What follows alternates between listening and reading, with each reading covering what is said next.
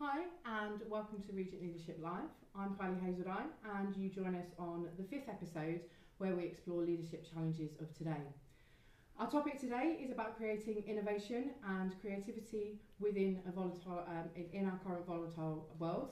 And I'm joined today by Martha Silcott, CEO of Fab Little Bag, and Charlie Ross, who is Director of Offset Warehouse. And of course you can get involved in the conversations by talking to us over our social media channels with the hashtag ExecEdTV, and hopefully I'll be able to put some of your questions to our guests as we go on with the conversation. So welcome ladies. Thank you. Thanks for joining us. Firstly, maybe you could start off. You both lead very successful companies that are built on creative and innovative ideas. So maybe you could tell us a little bit more about what it is you do and how you got to where you are. So Martha. Okay, thank you so much. So I run my company Fab Little Bag, and Fab Little Bag is a completely innovative new sanitary disposal bag, so for tampons, pads, condoms. So it is probably the definition of innovative because I had to get a patent for it. And I run the business based here in the UK, but we have customers all over the world now who are loving fabbing, and we had two key missions really to run the business. One was to stop the aquatic pollution caused by flushing, blockages and ending up on the beaches, etc. So to encourage people not to flush and become binners. And the other one was to really give women and girls a much nicer, more confident, calm experience when it came to binning, as opposed to what they currently do, which is to wrap it all in loo roll and pray there's a bin. So those were the two kind of motivations behind Fab Little Bag. Okay, perfect. How about yourself? So my background's basically in menswear design. So I was creating collections and was made aware how kind of unethical the fashion industry is. And as a creative person designing products, I don't think anybody wants their products to be exploiting anybody or anything like that. So I made the decision quite early on in my career that I didn't want to work with textiles which were exploiting people. So that was when I really kind of came across the struggle of trying to get hold of small quantities of textiles that don't harm the environment or harm the people who've made them. So I kind of basically, that was how this idea started, that people needed to get hold of these fabrics in smaller quantities, in fashion-forward colours and kind of textures. So yeah, so I launched a textiles company, and now we work with designers, fashion designers, interior designers, costume designers, home sewers, and provide them with access to fabrics which are beautiful and don't hurt anybody. That's amazing. It sounds like you've both gone through the creative process and created real disruption in both your markets, but also, and I guess at the same time, I guess what we know about disruption is you kind of look at it from a point of view of kind of jobs to be done, and you've both found a real kind of area where there's a real need from the consumer for something and a real want.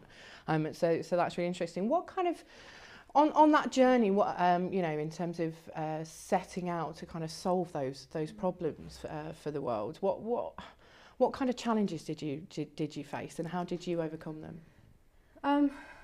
So from my experience, Fab Little Bag not only was a new product, it was actually a new category in a taboo subject. Because I know it's bonkers, but it's 2017 and periods, and talking about periods is still a taboo subject. Yeah. So, you know, part of our bigger mission is to screw the taboo and break that down and just help periods be not a normal thing to talk about, not just between us ladies, but with men as well, because if we don't involve men, that's a big mistake, because they need to understand and feel relaxed about it as well. So the biggest challenge I probably still have is that it is a new product, new category in a taboo area. So breaking those down and, you know, meeting male buyers and trying to explain, okay, this is the situation, here's a tampon, here's a roll of loo roll, you know, work it out, this is what we're doing, this is why this is so much better. that was really challenging, remains quite challenging when you're talking to people who haven't been through that experience necessarily. Sounds like you've been quite creative in overcoming that challenge as well, in terms of literally, when you're faced with that, giving them the kind of old problem to solve. It's very difficult to appreciate a solution if you've never experienced the problem. So, you know, if I was sat in front of a male investor or a male buyer, I would literally hand them the tampon and the loo roll or the nappy sack and just say, right, you don't have a desk, you're perched on a toilet, you know, figure out how you're going to wrap that up and pray that there's a bin, and if there's no bin you have to put it inside your suit jacket because we have to put it in our handbags or whatever. So once you go through the process and you get it, everything becomes a lot clearer. It's so simple. It's so simple. And what about challenges that you face? You said it's been a real challenge even sourcing the fabrics. So, I mean, that's how it all started, was because I couldn't get hold of them. So there was already that challenge there.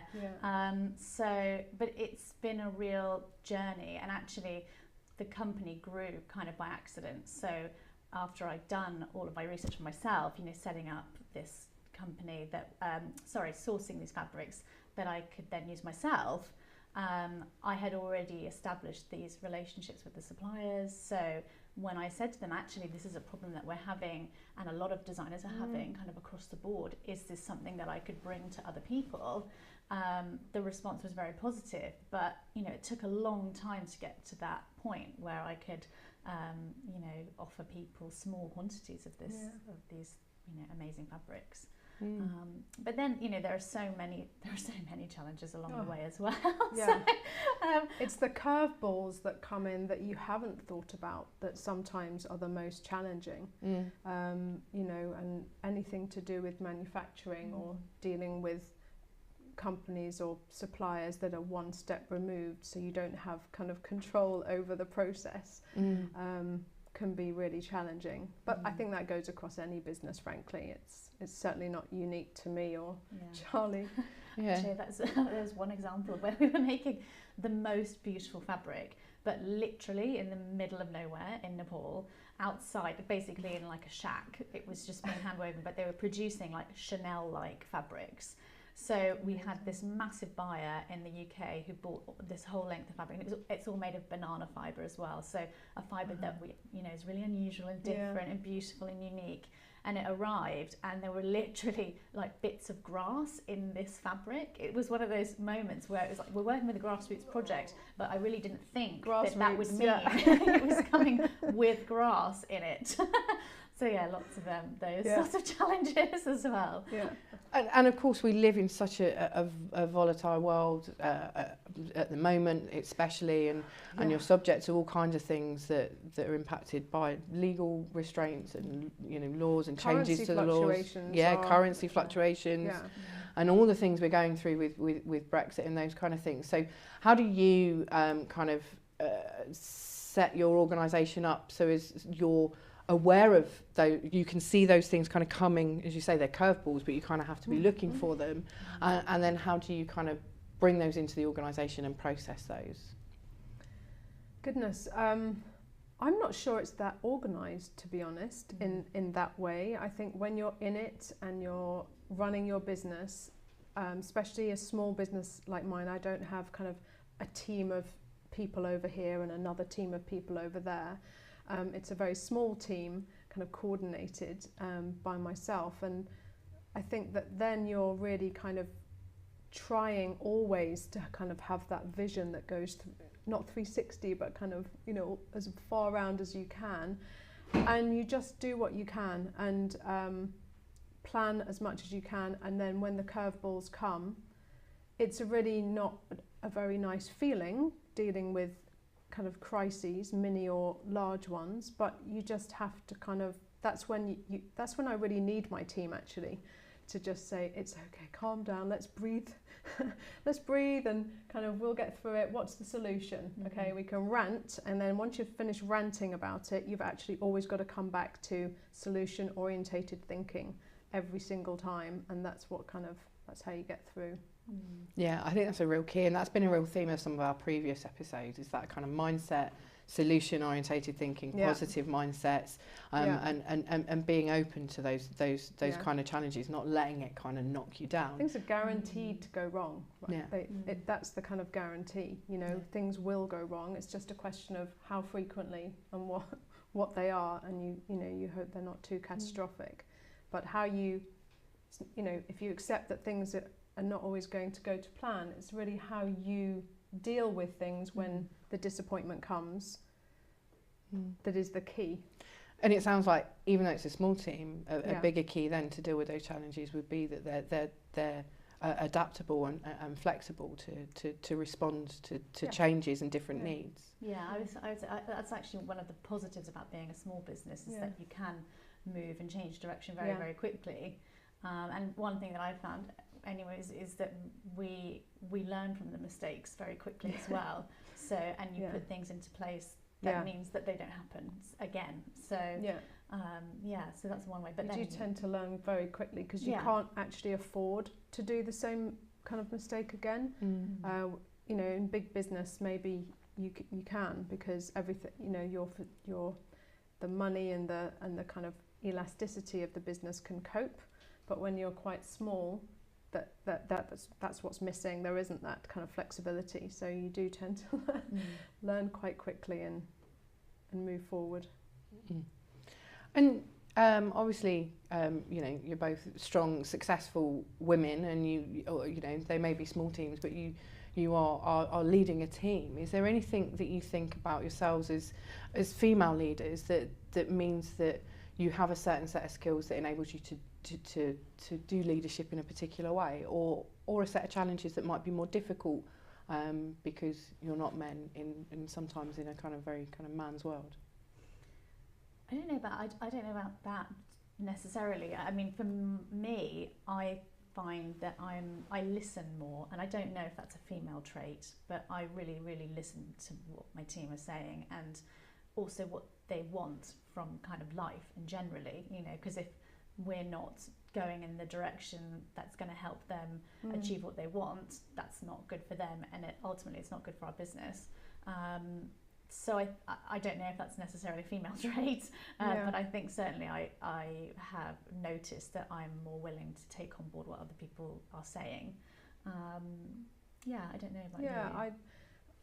I'm not sure either. I think that whole dynamic comes much more into play in big corporate world, rather than in a smaller environment, the kind of male-female dynamic. Because at the end of football phrase, at the end of the day, it is actually down to kind of the person. There are plenty of listening men out there. Well, maybe not plenty, but there are definitely some. And there are impatient women, and you know, and all the rest of it. So we do have different traits, and I do think that in big corporate land, of which I was in for 20 odd years, you can identify those more, and they're more impacting, either positively or negatively. But I think in a small organisation, like, you know, I don't think of myself in a leadership role particularly. We're a team. We all kind of muck in and do stuff. And you know, it's never in. I'm always listening. They're always telling me to like stop having other ideas and focus, and you know, so I get told off as well. So in fact, probably I get told off the most. Actually. Well, sometimes as a leader, you have to be an intelligent follower as well of your team, right? I think equality in terms of listening and talking and taking things on board and being able to hear when you're being too bossy or, I don't know, too demanding or something is really important. Yeah, kind of self-awareness. That, you know, I don't think anybody knows what the perfect leader or the perfect kind of successful business person is, but it's about a self-awareness and about a focus on kind of wanting to be better, and as we said before, a bit about mindsets. Okay. I've just noticed a question coming here from another entrepreneur on our Facebook. They're asking, I also have a small team, so what are some of the tools and techniques that you've used to kind of create space and foster creativity in your teams? To maybe get to that solution focus that that we have? From my perspective, I have a very small team, kind of three people really. So it's not that difficult. I just made sure that they all, you know, pretty much the first thing I said was, you know, I'm very direct and straight up, and I need you to be exactly the same, because I can't walk on eggshells. I'm really rubbish at that. So, you know, we have to have that mutual understanding. So it was really just kind of setting the tone. And I guess where you do have to kind of do checks and balances is if the workload is too much, or, you know, if the kind of focus on where you're going is maybe off script too much, you know, or you're just kind of overloading them, because as the kind of, I don't know, as more of the ideas person, the ideas are coming thick and fast, and I'm always chucking them over the fence, and I think I do that too often. And it's a little bit like bombarding them with things, and they're actually trying to do something. So that's all my learning, really. That's kind of my challenge that I have to keep in check. So far I haven't had to kind of have any disciplinary type problems at all.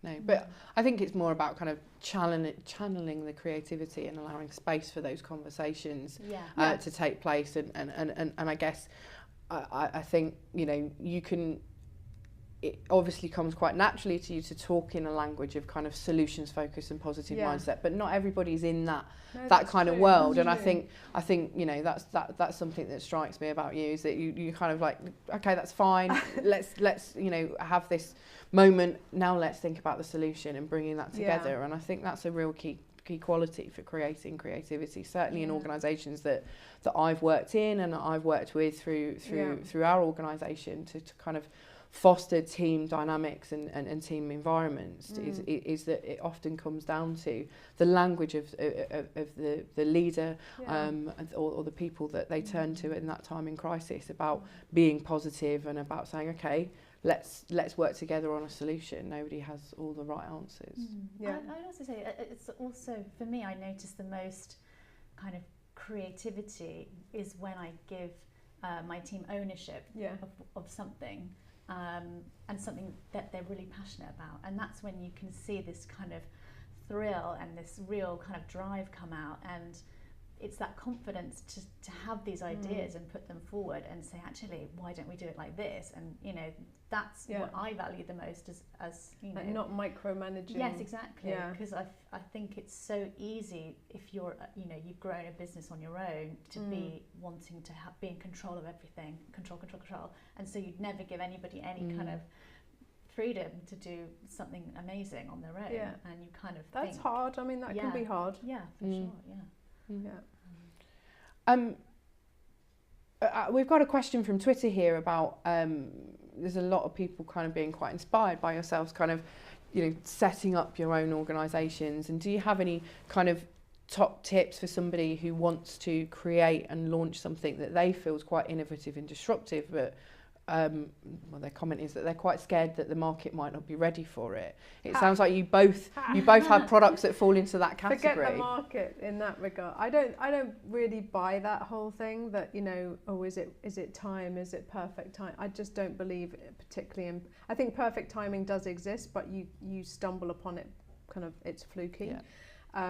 Otherwise, how on earth do you get going? You know, it's like waiting for even the product to be perfect. I'm very anti-perfectionism because I think it's really stalling to the process. So I'm not sure that, you know, even in, you know, lots of people, I can't remember who, because I can't remember who says things, but I'm sure that people say a lot that in a recession is a great time to start a business. You know, and you'd think logically maybe it wouldn't be, but I don't know. I don't think there's like the perfect time. I think it's more about doing the basics, like doing your research into your idea, your business, and then assessing the market, because it could be that the market terms dictate that you want to wait for a certain amount of time, or you maybe want to launch something slightly differently. But I think you have to do your research on your product and your business, not with your best friends, with completely objective strangers. Yeah. Because that's the only way you're going to get honesty. So do all that, and then really it's about having your little toolkit of positivity, tenacity, determination to keep going, and belief, because I know it sounds a bit corny, but unless you really believe in what you're doing, why on earth will anyone else believe it? You know, I do believe that. No, that's brilliant. And what about yourself? Any top tips, Charlie? I hate to disagree with you, Martha. Go but for it. For me, I guess I'm coming from, I don't know, I was going to say a very different product. So, and at the time, I guess we were following on from this amazing growth in the food market, so organic food, and that kind of realization that actually what we're eating is covered in pesticides, and that's really bad for you and bad for the people who are working in that area. So I don't know, it did feel like a natural progression, and that the timing was right, because I know before me, when I was looking for these fabrics, I was working with a very small selection of people who were doing what I'm doing now, but I think they were too early, and actually, but had they stuck it out and had they had that tenacity and kept going, maybe they would still be around. No, I completely agree with what you're saying in terms of hitting the wave, you know, finding that natural kind of wave of a movement of something, and I think that's great. But I think if you feel passionate about something, you could be sitting around waiting for that wave, you know, for a long time, and maybe you don't see it, and then you kind of missed it. So I completely agree that there is that movement, and if you can get it right and the time is right, then you'll fly. But I also think that if you believe in it enough, you know, don't wait around for the wave necessarily. But maybe you shouldn't listen to me on that one, because maybe it's too risky. No, I think, you know, as you say, when you really believe in a product, and you know, you said something there about, you know, it's sometimes timing is fluky. I think if you really believe in something quite passionately, and you kind of go out there into the world with it, I think the law of attraction says that those opportunities are kind of going to come to you, and that you're going to be able to actually see those opportunities. And I think it is important. You say sometimes you don't see that wave coming, and I think if you really believe in something, you can be open to you know, when that wave is approaching. And the wave starts with someone, right? It Yeah, starts that's with right. a product or an idea or an innovation, and that's how it builds. So I was going to say as well, but in both of our businesses, we are doing a lot of kind of advocacy around what we do. So in a way, you're also building that wave for other people. So there's all of that as well. Yeah. Well, that's absolutely brilliant. Thank you so much, ladies. Unfortunately, as always with these shows, we are, you know, fast running out of time, and we could sit here and talk about this for ages. And I'm so interested in both of your products and the business that you've created, and I think you've done an amazing kind of you know, job to bring them where they are. And don't you know, you are definitely leaders, whether you're leading one person or you're leading your industry. You're definitely doing something very interesting, dynamic. And you know, you're a perfect guest for us today to talk about creativity. So thanks for joining us today. Thank you so much. And hopefully you'll be able to join us next time on our final episode of this series, where we'll be talking about leadership and mindsets, and how a positive mindset, as we've been talking about today, can close that knowing doing gap. So join us then. Thanks very much.